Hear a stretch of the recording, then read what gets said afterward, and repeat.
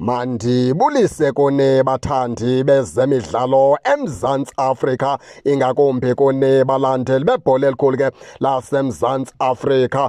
Apha ke sawuthetha ngendaba right back pha yeqela leKaizer Chiefs pha uThabiso Monyane. uThabiso Monyane ke baphulaphula into yoba ke sithethe ngaye namhlanje. Sithetha ngoba ke sijonge ii-signings zeKaizer Chiefs ke ezi-11 ethe yazisayina apha kule season baphulaphula ke xa siqwalasela imisebenzi. Oyena mntu wokuqala kwabantu batsha bathi bathengwa basayinwa yiKaizer Chiefs kule season uThabiso Monyane nguyena umfana omntu leyo wafika wathi efika nje wafitha ncakasana wawubamba umcimbi. Futhi umfana omdala ke kwiimetshi ezintlanu ezilandelelayo nguye wenze into yokubana ke iKaizer Chiefs beke ibe nezampumelelo. Nguye obenikeza ithemba, nguye bethi ke athekile kuvela igowuli asinoyibalekela ke loo nto uThabiso Monyane umfana omdala.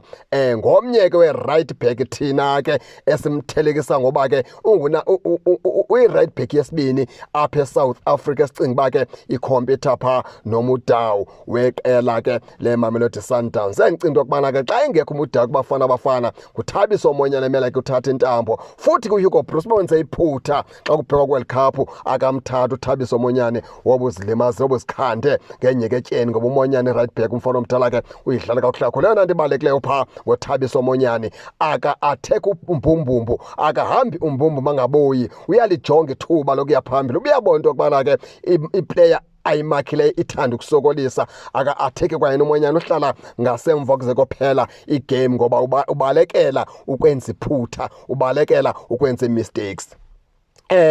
Yilaa nto siye sithi ke thina xa sijongile umzekelo qwala silapha kuBafana Bafana.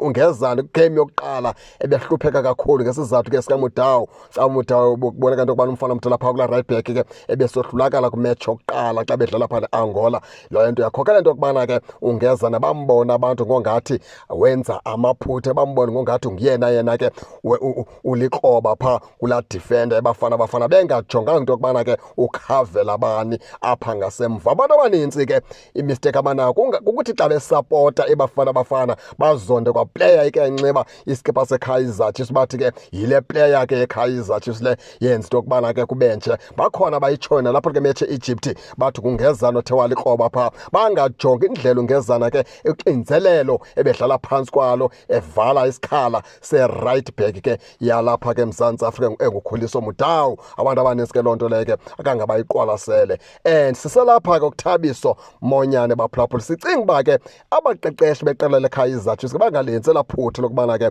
uMonyane bangamsebenzisi, baqhubeleke befuna usebenzisa phaa uSolomons baze bancethe. Ewe okwangoku uMonyane umfana omdala ke ebehlutshwa zii-injuries, kodwa ngokuphila uthe qete mabaqhubeleke bamsebenzise uMonyane. Nguyena ke uliyeza elizokhulu lapha iKaizer Chiefs, ingakumbi kulaa right back. Nguye yedwa intshatsheli phaa kwiqela leKaizer Chiefs kulaa right back ke angangena ke uSolomons emveni kwakhe, kodwa makube nguMonyane umntu ke ekumele aqale igame kulaa right back ke xa kuvulwa phaa ngoJanuwari. Ndifuna ke baphulaphule ke ndive ngani ke nina nicinga njani, nize ke ningakhohlwa usubscribe kule channel ukuze ningaphoswa zezemidlalo endizanothulela zona kwixa elizayo kakuhle babukeli.